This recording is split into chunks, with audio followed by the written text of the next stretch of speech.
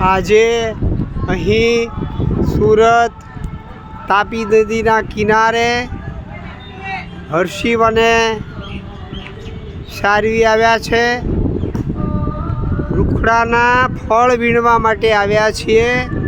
આપ અહીંયા જોઈ શકો છો તાપી નદીના કિનારે કોઝવે પાસે એક પ્રાચીન રૂખડો અહીંયા જોઈ શકાય છે।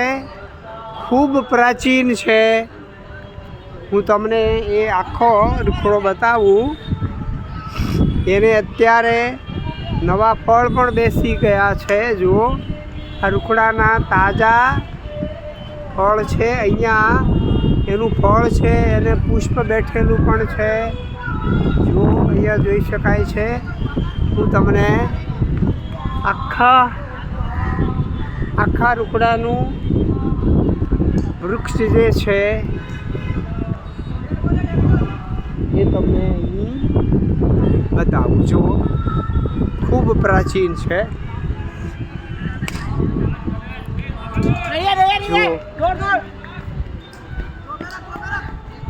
આ પ્રાચીન વૃક્ષ છે।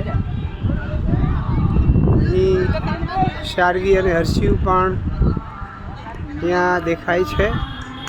ફળ વીણવા આવ્યા છીએ, પરંતુ અત્યારે જૂના ફળ છે એના એ બધા ફૂટી ગયા છે।